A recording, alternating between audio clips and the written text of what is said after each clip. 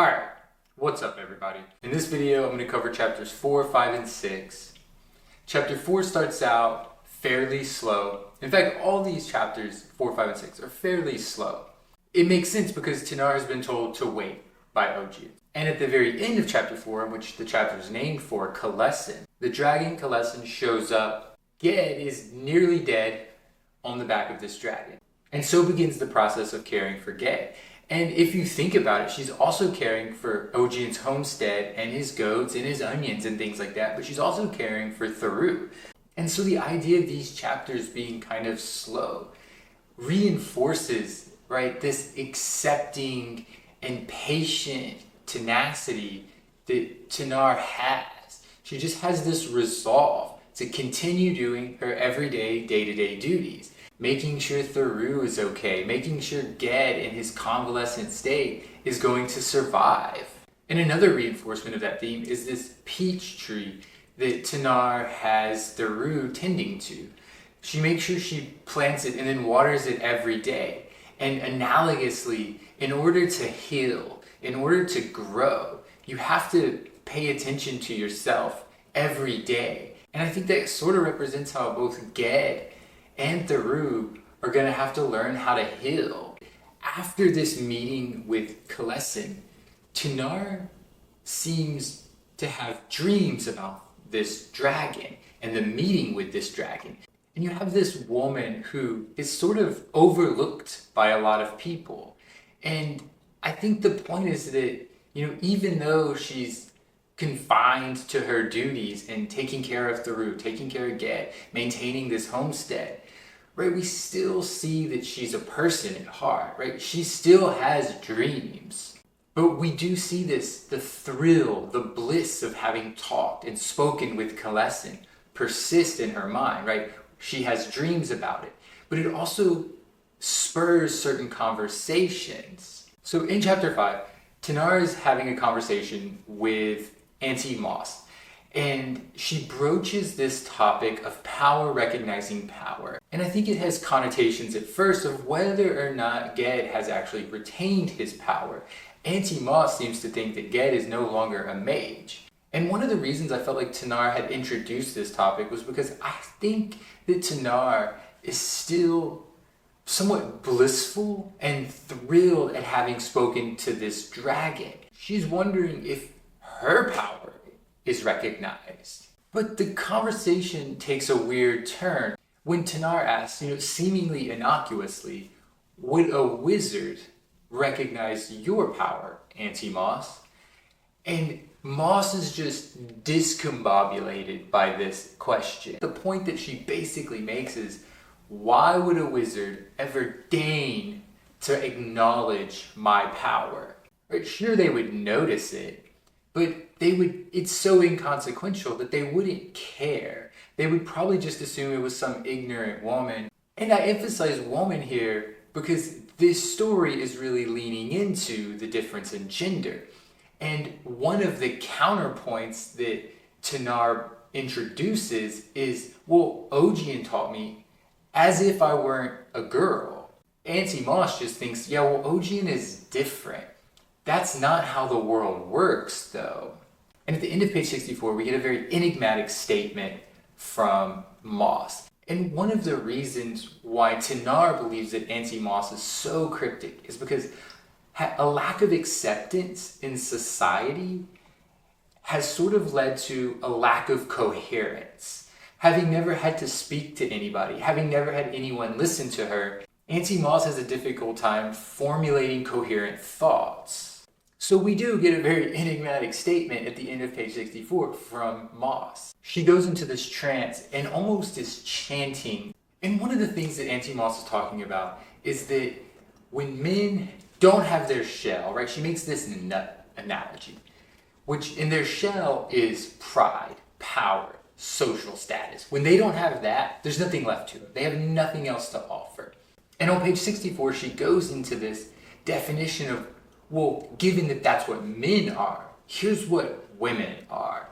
And my best understanding is that she somehow thinks that women are more long-lasting. They outlast, they endure, they survive. At least that's what it seems like she's saying. But as she pushes this roots comparison of a woman even further, she draws an analogy between women and the dark.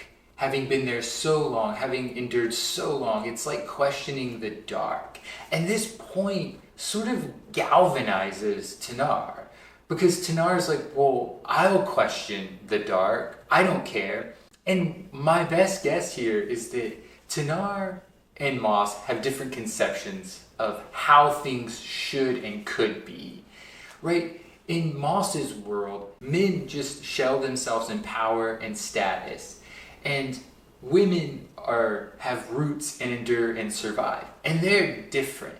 But if you know anything about Earthsea, you know that when two polar opposites are out of balance, then there's no harmony in the world. And I think Tehanu's point here is that she's going to question all of this. She's not afraid to question the dark.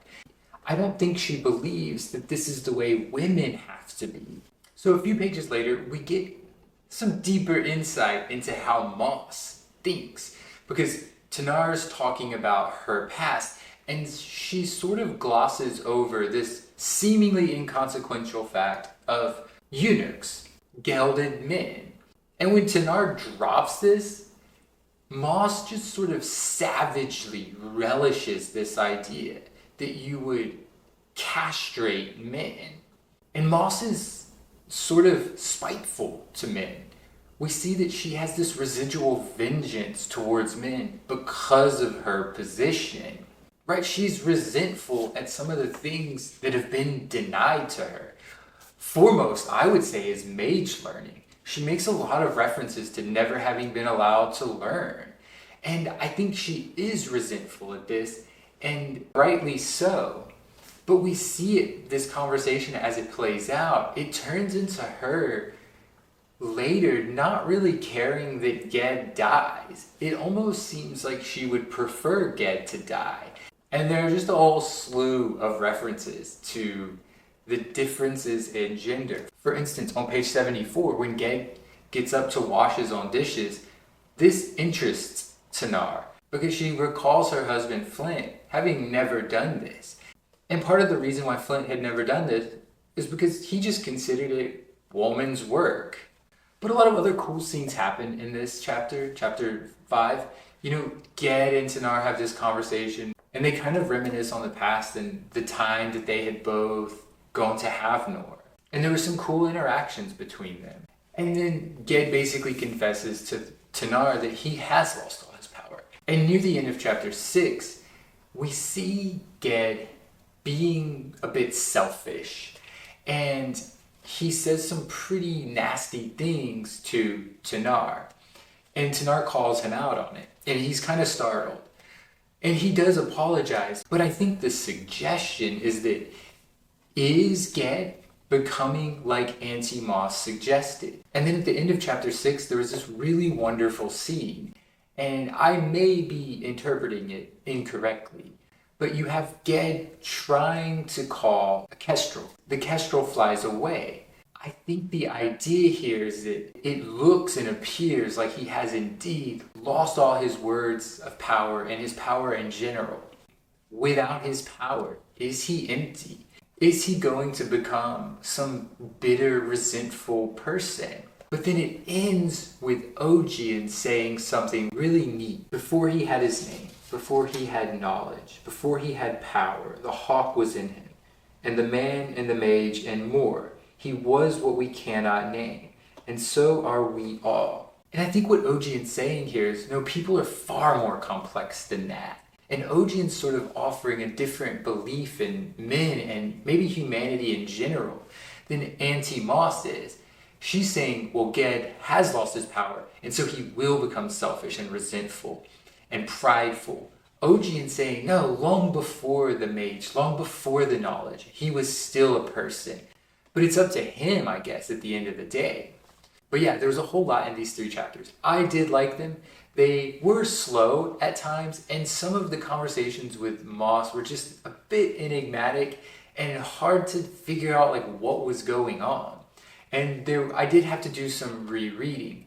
But overall, it was fun, and I did think the patience aspect of it really fit in with what was happening. So it was a little slow, but I got through it. But yeah, as always, hope you enjoyed this. Thank you for watching, and I'll see you on the next one. Peace.